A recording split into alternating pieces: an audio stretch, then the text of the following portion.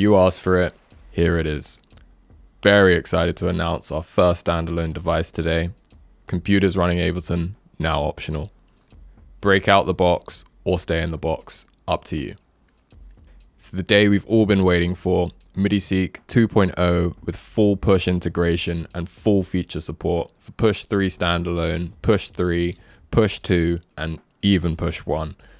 If you don't have a push, no stress. You don't need push to enjoy MIDIseq. All you need is Ableton. Push just gives you the freedom to leave the computer behind so you can spend less time reading your emails and more time making music. Now, in case you're asking, yeah, but push already has a sequencer, right? Sure, it does. And we love it for playing the pads in real time, and the capture feature is amazing, but it's basically a piano roll editor. And if you want real step sequencing power, you want MIDIseq.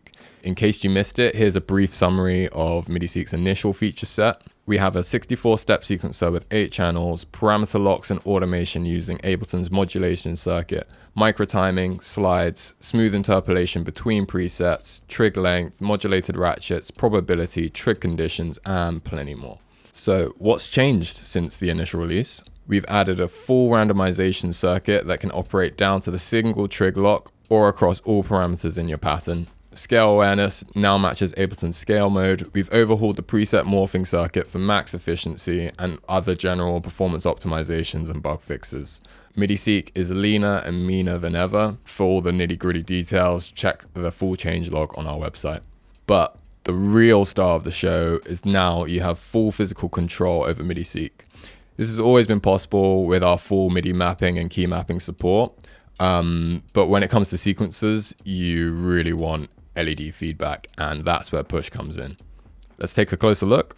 All right, so when you load MIDIseq onto a track, you get the same bank view as always, but now if you select your device with this knob, you'll enable the custom UI. It's only active on the notes view on the MIDI track you have MIDIseq loaded on, so you can still control the rest of your session and come back to the sequencer. Currently, we're looking at 32 steps, just like the software interface. You can page over to see up to 64 steps with the quantize button, but we'll keep the sequence for 32 for now. And so you've got 2 main modes, trig view and parameter view. In trig view, you can see and edit trigs, velocity, and trig locks on the grid. In parameter view, you can see and edit parameters and parameter locks on the grid. You tap the top row to input and remove a trig, and you press the bottom row to select a step for adding trig or parameter locks. By default, the velocity you press the pad will be the velocity entered into the sequencer, but you can switch this to the default velocity setting and enabling accent mode. If we add a trig lock like microtiming or ratchet, it will be visualized by the color on the step below. We can also change the length of that step, which will be used by the ratchet circuit. Same for parameter locks on the second display. Enter them by pressing the top row. Select the step for editing by pressing the bottom row. The velocity of your press will be used to set the parameter lock. This is a great way for pseudo-random modulations, or you can be more precise with the dial. Up to you. Maybe just some like straightforward hi-hats.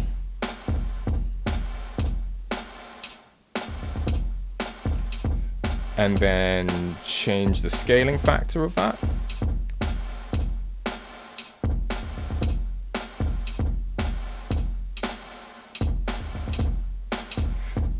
So now we've got a bit of a wonky feel, and everything else is still in sync, if I want it to be.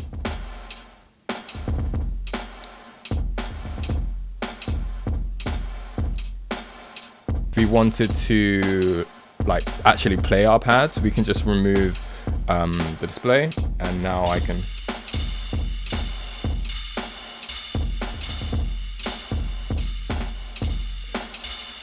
kind of play on top of the sequence I have and go back whenever I feel.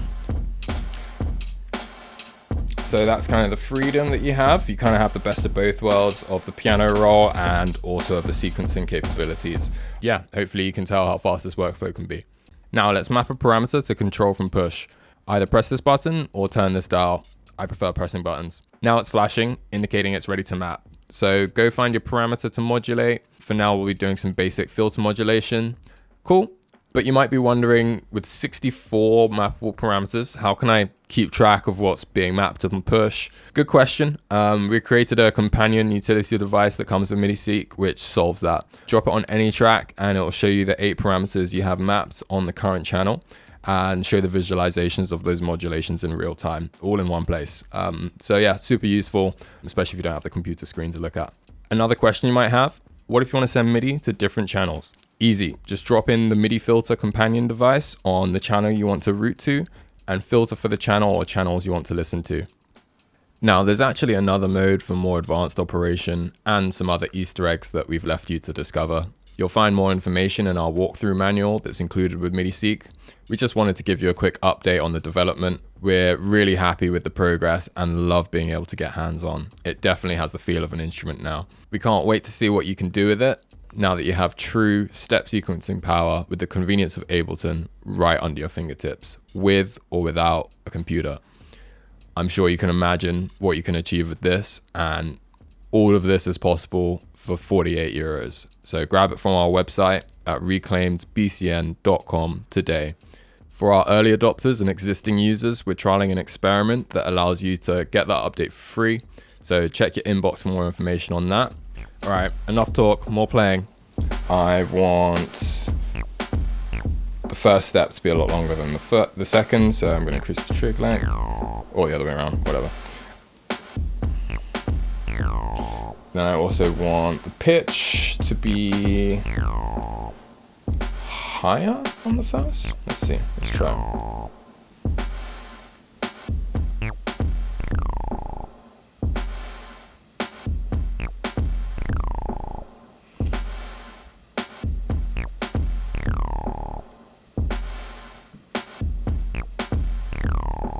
Cool, I like that, but I want it to slide, so I'm going to add a slide on that step. Perfect.